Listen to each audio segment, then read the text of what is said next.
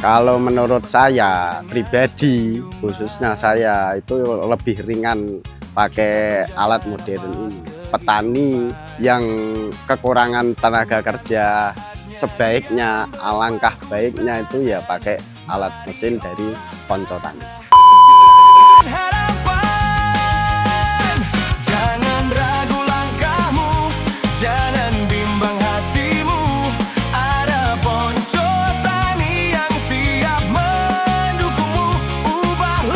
Apa kabar pejuang pangan Indonesia? Hari ini suasana di Ponco Tani luar biasa semangat. Kita kedatangan tamu spesial, rombongan saudara kita dari kelompok Tani Raharjo, Kabupaten Grobogan. Mereka datang jauh-jauh bukan cuma buat mampir, tapi punya misi besar, membawa pulang teknologi pertanian modern ke Grobogan. Hari ini kita bakal kupas tuntas soal pembibitan kering dan mesin tanam minimalis. Siap untuk revolusi tani? Mari kita mulai. Petani cerdas, petani mandiri. Ayo bangkit, Ponco Tani. Ayo maju, Ponco Tani.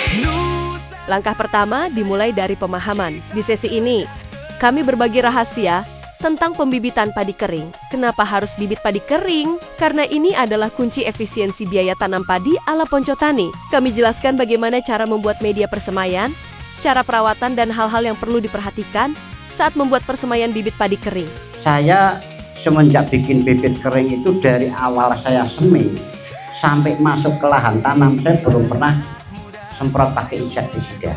Dan alhamdulillah bibit nggak kena hama, Pak. Mungkin karena salah satunya kalau kayak musim kayak gini serangga aja nggak masuk, Pak. Kondisi bibit itu panasnya minta ampun. Makanya kalau dalam satu hari itu siram itu bisa 2-3 kali dalam satu hari. Kita lanjut ke cara bikin bibit ya Pak. Panjenengan kan ada di daerah Ngawi, di daerah Pati, daerah mana kan banyak yang menggunakan apa itu tray, nampan. Itu juga bagus. Hanya itu biasanya sebelum mulai mikir dulu Pak harganya Pak.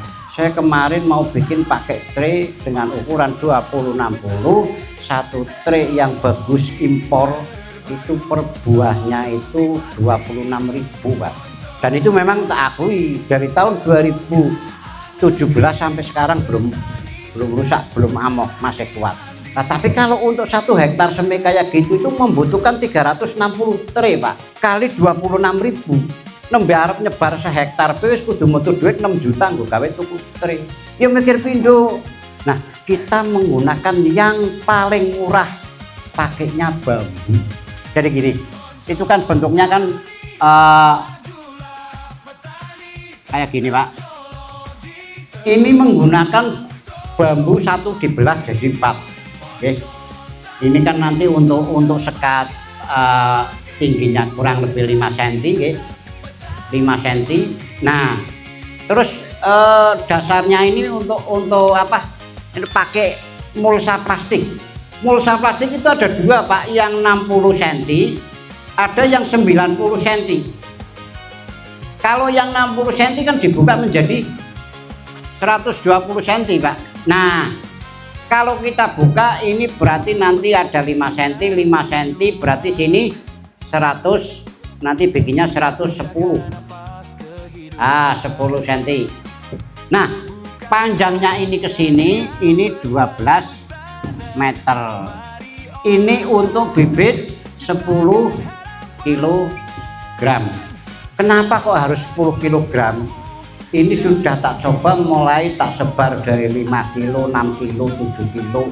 Itu tetap hasilnya tidak bisa pas Pak, karena posisi jarum ya, posisi jarum ngambil itu kan sifatnya kan tetap. Nah, yang membuat hasil tanaman panjenengan bagus itu persemaian ini harus rapat, sehingga nanti hasil tanamnya setiap jarum ngambil itu pasti ada bibitnya. Makanya yang segini ini tak kasih bibit 10 kilo untuk setengah bau, sehingga sehektar cukup membutuhkan 30 kilo. Tak hanya itu, kita juga bedah teori mesin tanam minimalis. Mesin kecil, tapi tenaganya luar biasa untuk memangkas waktu kerja kita di sawah. 47 Mbak. tidak ada setengah kintal, jadi enteng untuk diteng-teng. Kemudian ini mesin jaraknya 20 cm Pak. Nanti panjenengan bisa melihat hasil. Ada yang pakai 4 jarum nanti legowo, ada ini juga bisa dibikin jejer legowo Pak. Nanti yang 1, 2 diisi, yang 3 dikosongi, yang keempat diisi. Jadi ini kan jarum, jadi modelnya gini. Oke. Kalau mau bikin jejer legowo Pak, ini kan 4 baris, oke. 1, 2, 3, 4. Oke. Kalau ini dikosongi akan muncul menjadi 20, 40, 20. Ini kan berarti apa? 1. Nah, posisi mesin jalan kata-kata sini kan berarti ini kayak gini. Terus mesin beloknya ke sini. Ini yang 1 ini. Yang 1 kan ditambah 1 menjadi 2. Ini 2 berarti kembali ke sini. Jadi nanti munculnya jejer legowo, nanti bisa dilihat dari pematang itu yang sebelah sana. Biaya ini diumpamakan panjenengan kesini kan kepingin punya mesin, anggap saja jenengan sudah punya mesin, kita bedakan yang lama, kita anggap saja pakai bibit yang basah. Oke. Ini kita nanti akan bandingkan dengan bibit yang kering. Hitung-hitungan pada biaya yang dalam 1 hektar ini kan, kalau bibit basah kan mesti ada biaya cabut gitu Pak, ada ongkosnya kan. 1 hektar itu untuk biaya cabut itu kira-kira berapa di tempat jenengan? 1 hektar 750. 1 hektar nggih, 1 hektar berarti cabut 750. Kemudian biaya tanamnya Pak 1,5, 1.500.000 nggih.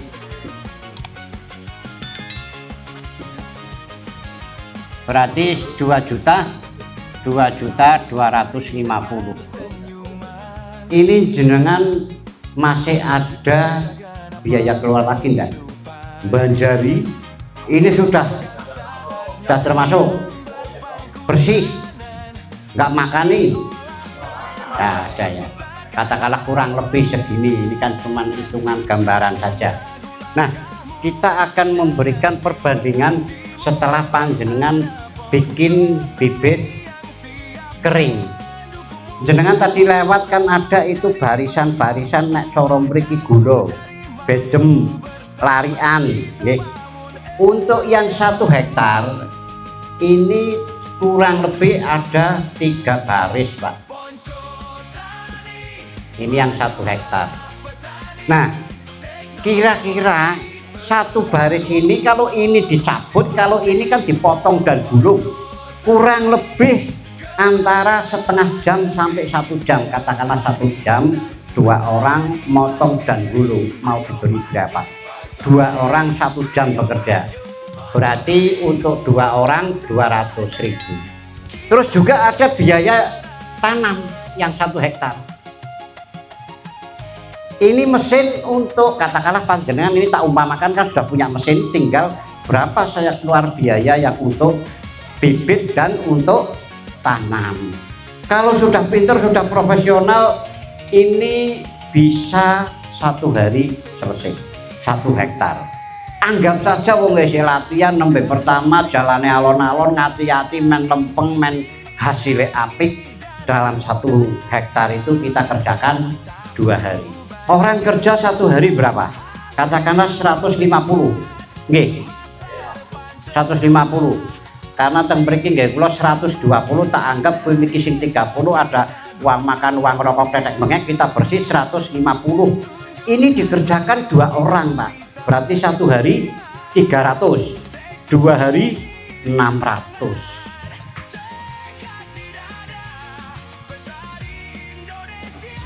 Berarti cukup panjenengan mengeluarkan biaya 800.000 kalau jenengan sudah punya mesin.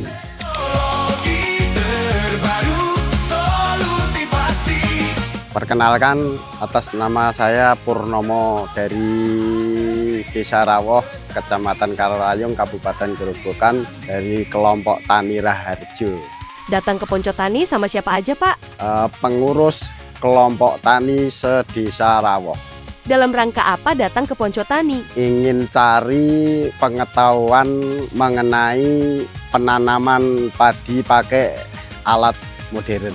Karena apa? Kesulitan mencari tenaga kerja khususnya itu untuk penanaman padi itu. Sekarang banyak sekali yang menanam padi itu pakai manual, itu sulit sekali mencari tenaga kerjanya. Kalau boleh tahu, seperti apa sih sistem pembibitan di daerah Bapak? Yang sudah berlaku saat ini itu pakai persemaian biasa di hamparan terbuka, khususnya ya tempat-tempat yang akan ditanami itu secara basah. Teori tanpa praktek itu hambar. Sekarang, bapak-bapak dari kelompok Tani Raharjo langsung terjun mencoba sendiri. Lihat betapa antusiasnya mereka saat mencoba langsung menabur benih. Di sini mereka belajar bahwa kerapian adalah segalanya. Kalau taburannya rata, hasil tanam pakai mesin pun akan rapi tidak bolong. Karena jarum selalu terisi bibit, inilah seninya pertanian modern. Kerja cerdas, hasil berkelas. Ciptakan harapan, jangan ragu langkahmu, jangan bimbang hatimu. Nah, kan tadi ini udah kita siapin ya Pak medianya. Terus kita pupukan dasar Pak. Iya, kita kasih pupuk, bentuknya kita cair, di spray. Nah, terus kita kan sebelum disebar, tanahnya kalau kering kita kasih air dulu, biar basah. Terus kita spray pupuk pertama Pak, pupuk dasar. Poncotani, majulah petani, teknologi terbaru, solusi pasti. Nah, pertama kita nyebarnya dari mulai pinggir dulu Pak. Pinggir biar keisi, nah baru tengah-tengahnya. Cerdas, petani mandiri, ayo bangkit, Poncotani, ayo maju, Poncotani, Nusantara Jaya. Kalau pakai plastik putih nanti kan cahayanya tembus ya Pak. Nah, kalau misalkan hitam, aku belum pernah nyoba ya Pak. Itu nanti dalamnya ini tambah panas banget apa enggak itu Pak? Kalau nanti panas, iya malah bahaya Pak. Kebakar nanti nggak tumbuh. Menurut Bapak, dari segi biaya lebih efisien dengan peralatan modern atau dengan sistem manual? Kalau menurut saya pribadi, khususnya saya itu lebih ringan pakai alat modern ini. Sangat efisien karena ya menolong sekali. Salah satunya dari laki-laki bisa menanam pakai alat itu. Khususnya petani yang kekurangan tenaga kerja, sebaiknya, alangkah baiknya itu ya pakai alat mesin dari Poncotani. Tunjukkan bahwa kita bisa berkarya. Kami sempat berbincang dengan mereka. Ada rasa optimis yang besar. Mereka sadar bahwa tantangan ke depan makin berat, buruh tanam makin sulit, dan teknologi adalah jawabannya. Kebanggaan bagi Poncotani bisa menjadi bagian dari perjalanan perubahan kelompok Tani Raharjo. Studi tiru hari ini berakhir, tapi perjuangan di Grobogan baru saja dimulai. Terima kasih kelompok Tani Raharjo sudah berbagi energi positif di Poncotani. Semoga ilmu yang didapat hari ini jadi berkah dan kemajuan untuk petani Indonesia. Jangan lupa like, komen, dan subscribe untuk terus dukung kemajuan tani kita.